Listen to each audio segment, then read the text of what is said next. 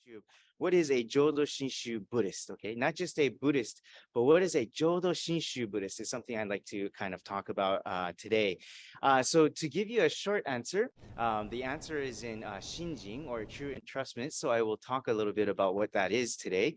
But Shinjing. How many of you have heard this word, Shinjing? Shinjing. Oh, okay. All right, great.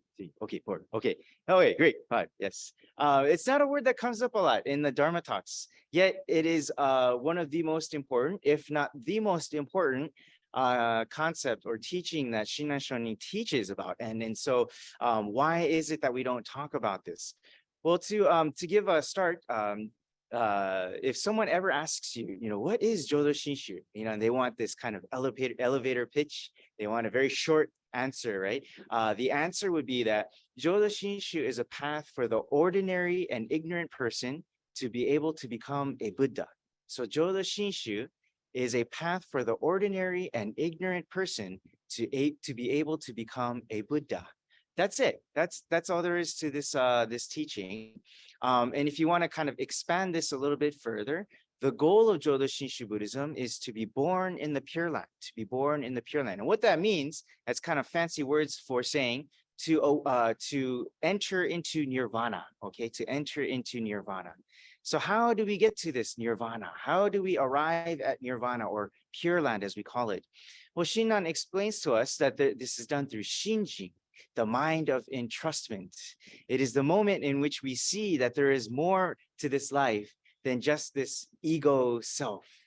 It is realizing that the world of truth is one of clarity and warmth that embraces us just as we are. And we call this realization the mind of Shinjing, or again, true entrustment.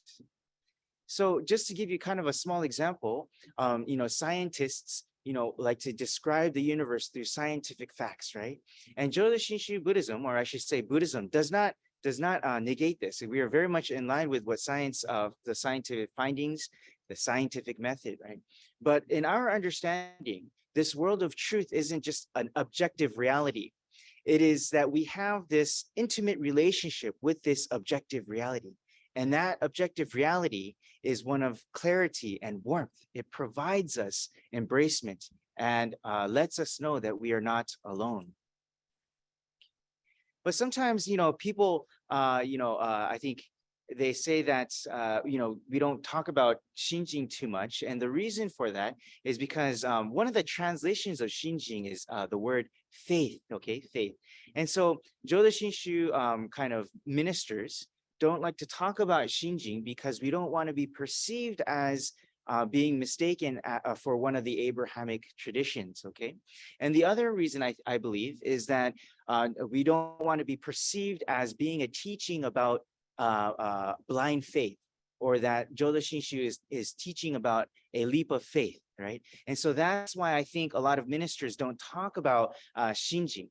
But actually, this teaching has nothing to do with blind faith, actually, right? It's again, through the scientific process, through reasoning and through our understanding, we come to this realization of this world of absolute truth.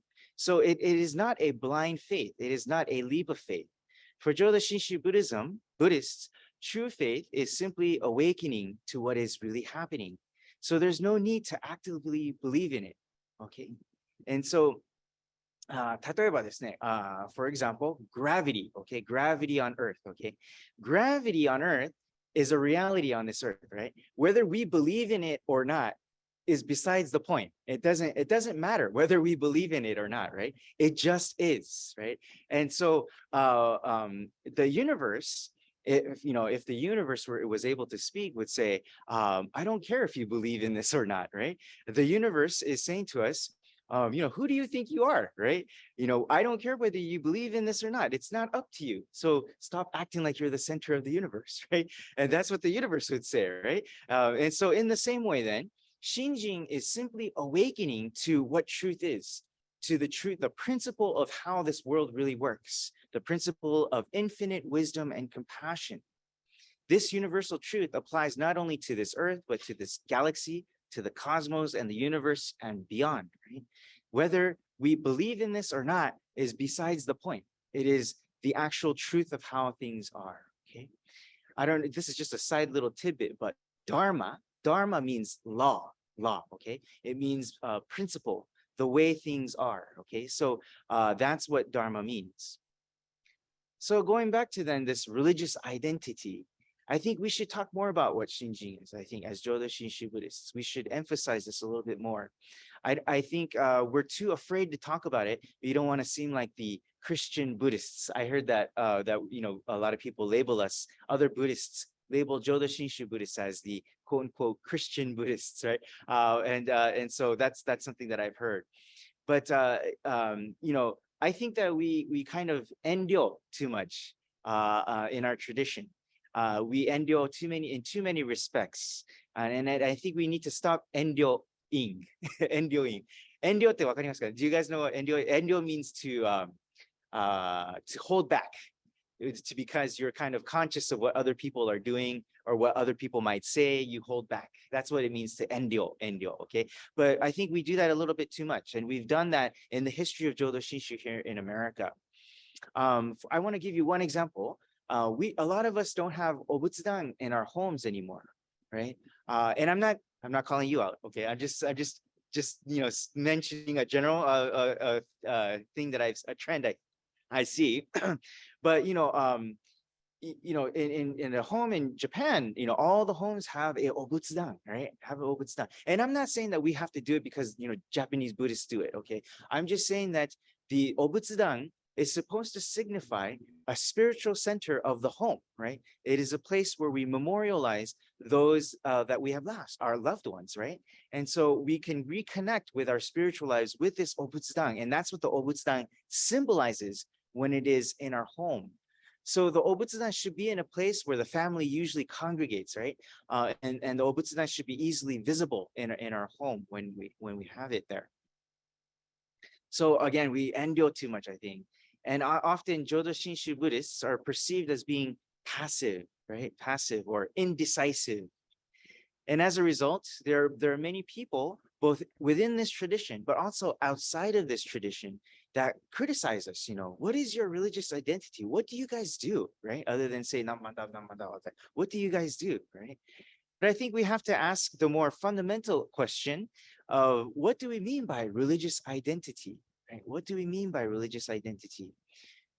Because if you say that religious identity is defined by how you act in society, or what stance you take on a given social issue, or your political views that are informed by your politics, we are using essentially external factors to define what we are, right? We're using external factors, right? Or like charity or volunteer service. Again, we are using external factors to define who we are.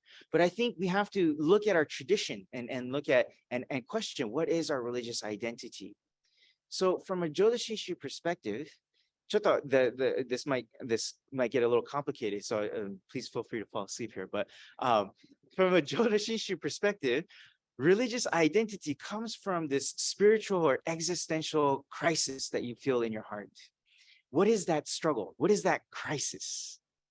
It's the struggle of not being able to find a way out of this world of delusion and suffering, to find a resolution to the cycle of birth and death, where one sees the limitation of the ego mind and desperately tries to solve this incessant problem, right? And when we come to that crisis in our hearts, that is actually an opportune time for this world of truth to emerge, this world of warmth and clarity to emerge, right? When we struggle with ourselves, with this existential issue, basically what I'm saying is the fact that we are going to die someday, right? When we understand this, when we see this and we struggle with this, it's so much so that we are forced to forfeit the mind because we don't know what to do, right? And so we have this spiritual angst. And when this implosion occurs within our hearts, that's when this world of wisdom and compassion, light and life can spring forth and emerge, right? But we have to have this encountering with the Buddha Dharma. I like to give you a small example. This is a stuffed animal I stole from my son. ちょっと貸してね。Anyway, it's like this struggle where we're trying to gain, right? Like say we're going up a mountain and we're going up a mountain and we struggle and we struggle and we struggle, but we hit this glass ceiling of the ego mind of not being able to come to absolute truth, right? Of not being able to find the resolution of peace of mind, right? And when we hit this climax, this point of no, where we can't go any further, then we come to this collapse, the collapse of the emotional heart, right? And when this collapse occurs, we fall, right? But when we fall, the hand that saves us, that scoops us up, is the hand of Amida Nyorai-sama, the hand of the principle of infinite wisdom and compassion. That is why when you look at Amida Buddha, he has two hands like this. There is one hand that's calling you, but I'm talking about this hand, the hand that scoops you up, that saves you, that lets you know that there is a safety net for you when you fall, right? But that fall, has to take place, right? A lot of times that fall takes place when a loved one close to us passes away. That's when we usually sense this existential crisis.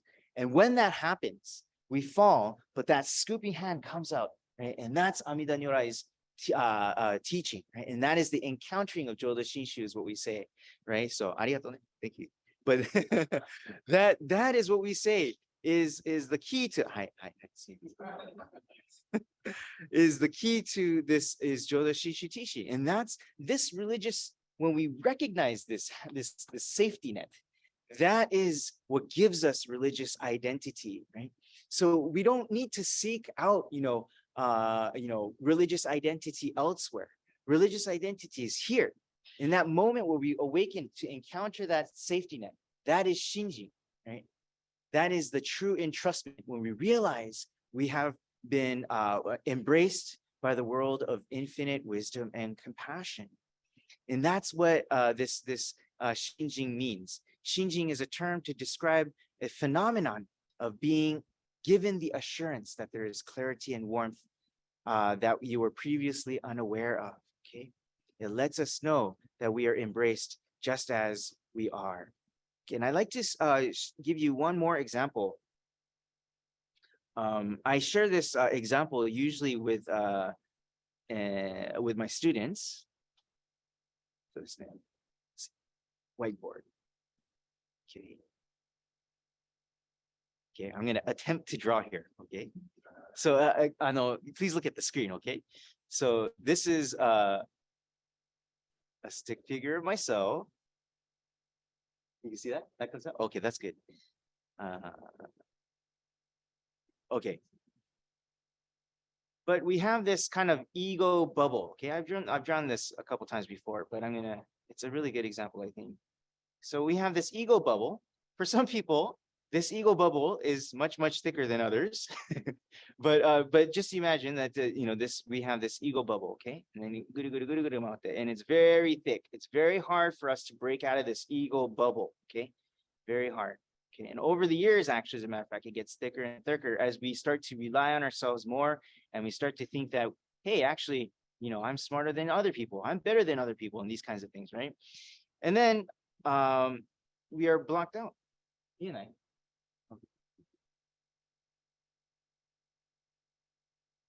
Okay, so there's this sun that is the world of absolute truth. This is the teaching of Amida Buddha's infinite wisdom and compassion, right? And this, if through some kind of causal connection, there is a crack in the shell, the ego shell, there is a crack. Maybe it's through the death of our loved ones. Maybe it's through reading books on Buddhism. Maybe it's through just, I don't know, randomly walking in the park one day and you suddenly encounter the greater reality. And that connection we call Nembutsu, okay? Namo Amida Butsu. That tells us that there is a world beyond our egocentric bubble that embraces us for who we are. And when that crack occurs and the light comes through, then we are illuminated within this bubble, right? And when we are illuminated within this bubble, we see our true selves as we are. And we understand that there is a true reality beyond ourselves that we are intimately connected with. right? And that's what we call clarity and warmth. This is the religious identity that we need to push as Jodo Shinshu Buddhists here in America. It is Shinjin, true entrustment, when we awaken to this sun, the Nembutsu that is beyond our egocentric self. So I will kind of end on this drawing here today, but I hope that when someone asks you again, what is a Jodo Shinshu Buddhist? You can draw them this example. You could talk about the stuffed animal, or you could talk about again. It is a path for the ordinary and foolish being to be able to become a Buddha. Okay, and that's what it is to be a Jodo Shinshu Buddhist. And with that, I would like to end today. Thank you very much for your time. Please join me in Gassho. Namo Amida Butsu. Namo Amida Butsu. Namo Amida Butsu.